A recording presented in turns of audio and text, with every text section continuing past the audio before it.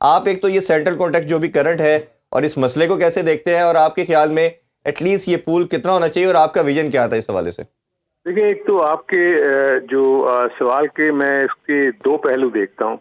सबसे पहला पहलू तो ये है कि मैं ज़रा आपको भी और जो आपके सुनने वाले नाजरीन हैं उनको भी ये बताना चाहता हूँ कि सेंट्रल कॉन्ट्रैक्ट बेसिकली है क्या। देखिए, लोगों को सिर्फ ये लगता है कि जी सेंट्रल कॉन्ट्रैक्ट ऐसे अवार्ड हो जाते हैं, ऐसा नहीं है। देखिए, सेंट्रल कॉन्ट्रैक्ट नेक्स्ट 12 मंथ्स के लिए होते हैं जी। नेक्स्ट 12 मंथ्स में अगर आपकी स्कीम ऑफ थिंग्स में, जिसमें आप की सिलेक्टर होता है, टीम मैनेजमेंट होती है, उसकी कैप्टन की उसमें मुशावरत होती है कि नेक्स्ट 12 मंथ्स में कौन कौन से ऐसे प्लेयर्स हैं जो आप समझते हैं कि सर्टेनिटी हैं और उनको हमको लेना ही लेना है जी। तो वो राउंड अबाउट 20 से 22 प्लेयर्स का आपका एक पूल नजर आता है कि यार ये जो है ना, ये हमारे नेक्स्ट 12 मंथ्स में हमारे T20s भी हैं, हमारे वनडेज भी हैं और हमारे टेस्ट मैचेस भी हैं। तो हमारे इन तीनों को मुश्तरका मिला के कौन कौन से ऐसे प्लेयर्स अवेलेबल होते हैं जो हमें खिलाना जरूरी होंगे जी। अब यहाँ तो ऐसा होता है कि डोमेस्टिक में लड़का परफॉर्म कर रहा था, उसको कहते हैं उसको भी सेंट्रल कॉन्ट्रैक्ट देते हैं। जैसे भी आपने बताया कि डी कॉन्ट्रैक्ट में उसमें आ गए, ई में आ गए और जो भी उन्होंने एडिशनल डाल दिए। दुनिया भर में आप देख लें 15 से 20 से ज्यादा की तादाद नहीं है सेंट्रल कॉन्ट्रैक्ट की। ऐसे ही सिर्फ हमारा ही मुल्क है जिसमें 35-40 लोगों को सेंट्रल कॉन्ट्रैक्ट दे दिए जाते हैं। ये गलत है। आपने सिर्फ उन्हीं लोगों को देना है कि जो नेक्स्ट 12 मंथ्स में उसमें अब आता है कि जी फॉर्मर कैप्टन की बातें हो जाती हैं। भाई, अगर आपका फॉर्मर कैप्टन आपकी स्कीम ऑफ थिंग्स में नहीं आ रहा नेक्स्ट 12 मंथ्स में, तो आप उसको कैसे एक कैटेगरी का कॉन्ट्रैक्ट देंगे? बिल्कुल ऐसे ही। उस वक्त तो फॉर्मर कैप्टन जो है वो तो इस बात के लिए है कि यार मैं पता नहीं टीम में भी आऊंगा कि नहीं आऊंगा, क्या मैं एक फॉर्मेट में आऊंगा, मैं 2 में आऊंगा, मैं 3 में आऊंगा। एक तो इस कॉन्सेप्ट को समझने की जरूरत है कि सेंट्रल कॉन्ट्रैक्ट जो है सिर्फ उन प्लेयर्स को मिलता है जो नेक्स्ट 12 मंथ्स में होपफुल हैं कि जो पाकिस्तान को वेरियस फॉर्मेट्स में आपको वो फिगर करेंगे या नजर आएंगे आपको। ठीक है, एक तो ये हो गया। दूसरी आपने कहा पेमेंट की बात, जो इश्यू है वो पेमेंट का between board and the players. उसमें इश्यू ये हुआ है कि दुनिया भर में जितने भी क्रिकेट बोर्ड्स हैं वो शायद अपने रेवेन्यू का कुछ परसेंटेज भी अपने प्लेयर्स को देते हैं।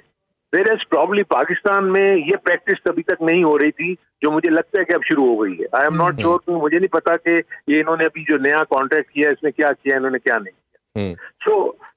ये दो चीजें हैं। देखिए, जो पेमेंट का इश्यू है वो तो देखें, हमेशा आप देखें कि इनको जितने मर्जी इनके जब रिव्यू हुए हैं कॉन्ट्रैक्ट्स के, इनके जो मॉनेटरी बेनिफिट्स हैं वो तो बढ़ते ही रहे हैं, लेकिन वो हमेशा से ये डिमांड करते आए थे कि हमें रेवेन्यू का भी कुछ पोर्शन दे। जी जी जी। अच्छा सर, उसमें जिमी एंडरसन की मैं इधर कोट करना चाहूंगा, क्योंकि जिस तरह आपने बताया कि आपने 13 साल काम किया बोर्ड में। 2011 में इंग्लैंड बोर्ड जिमी एंडरसन और क्रूस ब्रॉड को बैठाता है और उन्हें कहता है कि आप हमारी टेस्ट की कमोडिटी हैं, और उनको जो सेंट्रल कॉन्ट्रैक्ट ऑफर करता है वो कैप्टन से भी ज्यादा ऑफर करता है, और वो देखते हैं कि ये हमारा फ्यूचर स्टार्स हैं और फ्यूचर कमोडिटी हैं, और वो फिर 13-14 साल टेस्ट में सर्व करते हैं उनको।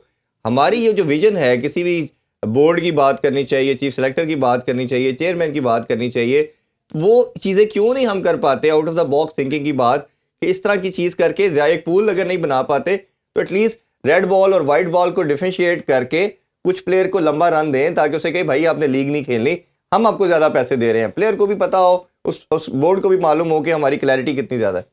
देखिए, दो चीजें हैं इसमें, दो चीजें आपने जो बात की ना, इसमें सबसे पहली चीज तो ये है कि जो आपने ब्रॉड की और जिमी एंडरसन की बात की, वो सर्टेनिटीज थे, वो इस बात के ऊपर थे कि जिनको टेस्ट क्रिकेट खेलना ही खेलना है। और दोनों ऐसे प्लेयर थे कि जो T20 या शॉर्टर फॉर्मेट में वो फिट इन नहीं होते थे, तो इसलिए उनको तो उन्होंने उसको टेस्ट क्रिकेट के लिए रख के उनको उन्होंने आगे बढ़ा दिया।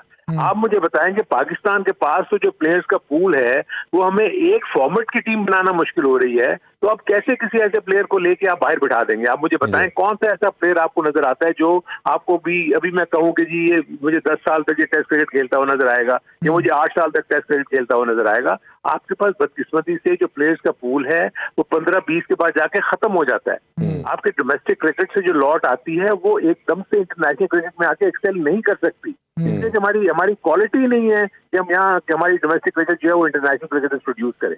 खेलों से रिलेटेड तमाम अहम खबरें और अपडेट जानने के लिए सुनो न्यूज़ के यूट्यूब चैनल को भी सब्सक्राइब करें और बेल आइकन को क्लिक करना मत भूलिएगा।